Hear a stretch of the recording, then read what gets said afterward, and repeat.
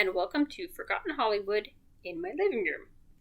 You will notice this is a different format than I would normally do, but it's also a different subject matter than I would normally address. So I'm trying something new here. I've been seeing a lot on my news feed about the viral video where Meredith Blake, or at least the actress who played Meredith Blake, is addressing her role in the 1998 The Parent Trap. And the claim is that she is not really the villain. Interesting idea. What I would like to do is look at the TikTok video, look at the movie, see if there is valid claim here, and address who really is the villain if not Meredith. So let's start with the TikTok video. It says, he had twins he secretly separated at birth when he broke up with their mother and didn't tell you about it until the twins discovered each other at camp and swapped places to get their parents back together. Yes, that pretty much sums up the plot of the first part of the movie. And you not so accidentally run into all of them at the same hotel right before your wedding, so you go on a camping trip to get to know one another, but you're not a nature girl and the twins know it. Alright, this point is mostly true. We'll go into that discussion. So the little brats put rocks in your backpack, a lizard on your head, sugar water in your mosquito repellent, and push your air mattress into the lake while you were sleeping. Yes, all of that did happen in the movie. That is accurate. So you lose your, I will say, mind, because I have a 3-year-old in the next room that I don't want hearing me swear. Threatened to ship them to Switzerland and throw a ring at his head. And you never looked back. Alright. So that's what the video is, and this is the claim that Meredith was not the villain, but she was targeted by the twins and driven away. Which would sort of put the twins as the villain, technically speaking. Let's break this down. The video says that Meredith was lied to. She tried to make things work. The kids gave her no chance, and so she left the man and never looked back. That's what that says. Okay. Now, from a writing standpoint, basically every story needs to have an antagonist. Now, I say antagonist and not villain because the person who is antagonizing the situation, who is the counterpart of the protagonist, often called the hero, is not always a bad person.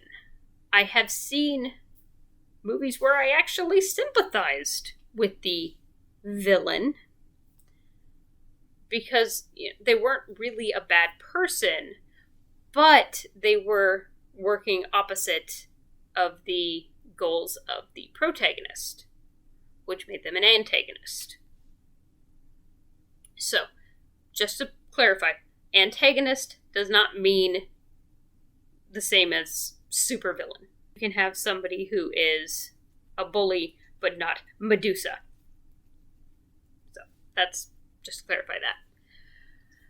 Now, when you are introducing a villain or antagonist, you always have them do something right off the bat to show what level of evil they are. I recently watched a movie where the first time you see the villain, they're shooting at a little boy to chase him away from his mother. Obviously, this is pretty high up there on the evil. Other times you will see the villain immediately before they kill somebody. That shows evil. You might see the villain and immediately after they are introduced, they kick a puppy. Evil. So, they always do an action that demonstrates how evil they are. The worse the action, the more evil the person. Meredith is introduced at the side of a pool. And she looks very pretty, pristine in her outfit. She's very kind and smiling. Then the father leaves as Meredith gets a phone call. So she takes the call, and she says, "Hello, Reverend Mosby." So we know she is talking to a minister. And she says, "I understand this is for a local charity." Okay, so she's talking to a minister about charity. And then she says, "Oh yes, I am writing it all down." And literally, checks her nails. No pen, pencil, paper anywhere around. So, you see this woman is lying to a minister about a charity. Now, everybody will put that on their own scale of evil. Some will put it up by kick the puppy. Others will put it down to jaywalking. She lies to this minister.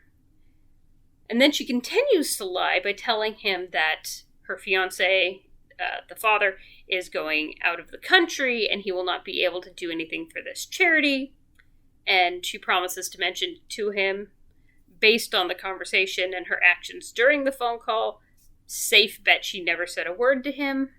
And the whole time, Annie, who they believe is Hallie, is sitting on the edge of the pool listening to this whole thing. So her first impression is, here's a woman lying to a minister about my dad so that she can get out of giving money to a charity. Or at the very least, supporting it in some way. These are not the actions that people put for a good character. They're just not. You want a character to be liked, you have them giving to charity, you have them supporting children and animals and kissing babies and all that. You want them to be liked. If you want them to be disliked, you show them betraying or mistreating, or in this case, lying to someone who is trying to help people. Later, she actually mentions to her assistant, I believe it is. She introduces him to Annie, who she believes is Hallie, and they're both very sweet and kind. And as soon as they're out of earshot, she says that she is going to ship Hallie off to boarding school first chance she gets. Now, this is before she knew about the twins, before she knew about the ex-wife, before she knew about anything else. She had already decided she didn't want a kid in her life. Yet she wanted to marry a man who had a child. Just think on that for a bit. Her assistant even called her Ice Woman, and her response was, "Proud of it, babe." Again, not really the actions of a good person, more of the actions of a villain. And at one point in the movie, she and Annie, who she believes is Hallie, as I said, are having a conversation, and this was right after Annie found out that her father was getting married and wasn't just dating this woman. She was very upset. She went off by herself, and Meredith went out to talk to her, see if she could win her over. And Annie, during their conversation, pointed out things like that she was young and beautiful, and so of course her father wanted to marry her. And Meredith's response was being young and beautiful is not a crime, and that she had always planned to marry someone like Annie's father. But you kind of wonder, was that meant that she wanted to marry someone who was hardworking, a family man, or someone who was a millionaire, because he's that too. Now you kind of think it's the second one, when Annie asks her point blank if her dad's money has anything to do with the relationship. She gets defensive like that. She gets very angry, and she tells her, "I am marrying your father in 2 weeks whether you like it or not, so do not tangle with me. You are in way over your head." It's basically a direct quote. Again, not really the actions of a good person here. And, she's not a mustache-twirling wicked witch. That's an interesting mental image. But she is definitely an antagonist. She is working against the main characters. She is making their task harder. And in the end, where she says that she goes on the camping trip. Yes, she did go on the camping trip, but she only went on the camping trip because she did not want her fiancé to go on the camping trip with his ex-wife, which is understandable. So she went along to make sure that everything was good. Then the mother announces that she's not actually going, and she wants Meredith to go to get to know the girls. She did not willingly go on a camping trip to get to know the girls, as it's slightly implied in the video. She was kind of tricked into it, which some could argue makes her a victim, because the mother knew she wasn't going to last on the camping trip. Really, what everybody was trying to do was they were trying to get Nick, the father, to see Meredith's true colors. To push her to the point where she would snap and act the way she did around everybody else.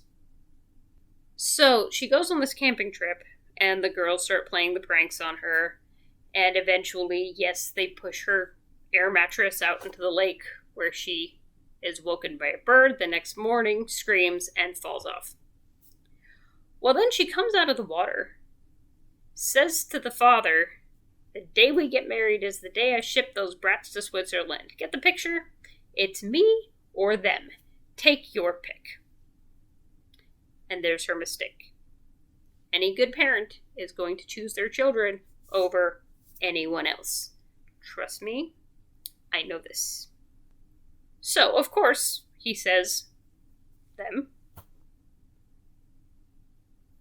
And she is very angry that he would dare to choose his own children over her, and she throws the ring at him and leaves.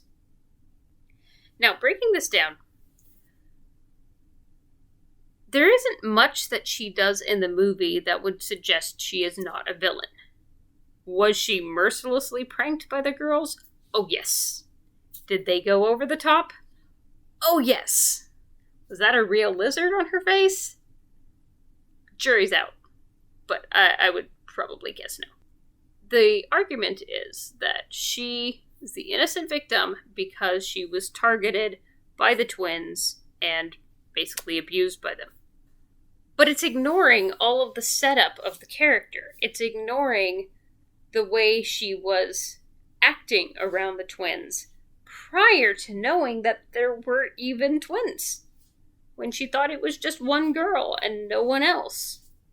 So she wanted high-class society life, ring the bell and get served, whatever she wanted. She wanted everything. But she did not want a child. She wanted to send kids away. But this is what Meredith wanted. She did not want the child in her life.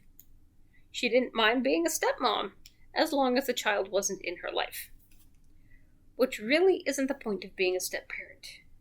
If you're going to marry someone with kids, you need to accept the child. That's my opinion on this. When it comes down to it, was Meredith the villain? I would say yes, in the sense that she is most definitely the antagonist.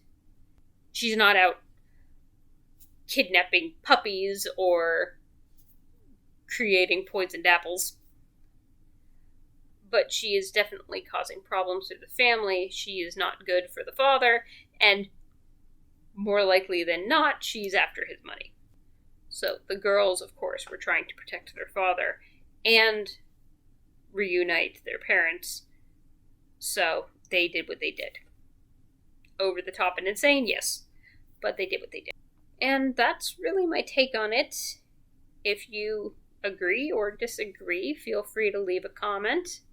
I'd love to hear if there's anything else you have seen in social media that needs to be addressed, or that you would like to see my take on, just let me know in the comments below, and I will catch up with you next time.